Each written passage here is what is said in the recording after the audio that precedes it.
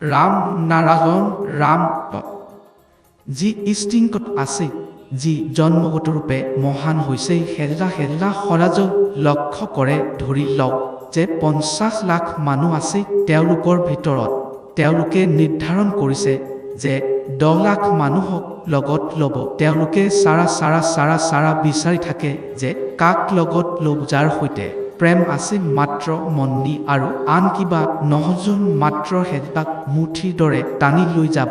এই মেছেঞ্জাৰ সাধাৰণ কামত ইনষ্টিংক্টৰ পৰা এনে এক কাৰণ সৃষ্টি কৰে যে দুয়োৰ ভিতৰত কলহ আৰম্ভ হজত, পৃথকতা সৃষ্টি হজত, ইজাৰ পৰিৱেশত টকা পইচা কামনি ছোৱালীৰ ভিতৰত ভুল বুজাবুজি সৃষ্টি কৰে। কিন্তু যেতিয়া পৰ্বতৰ পৰা গৈ থাকে, যেতিয়া হেলা তাত ছোৱালী বা টকা পইচাৰ পৰা ভুল বুজাবুজি সৃষ্টি কৰিব নোৱাৰি হেলা আন এখন পথ বিচাৰি থাকে।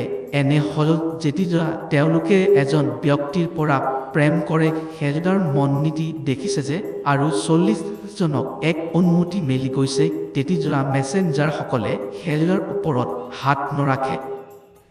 হেলা মাত্ৰ এজন ব্যক্তিক নিজৰ লক্ষ্য বনাই ৰাখে, যাৰ বাবে 40 জনৰ বাবে অনুমতি মেলি গৈছে। হেলাৰ ভিতৰত দেৱীজ শক্তি ব্যৱহাৰ কৰাৰ ক্ষমতা নাই।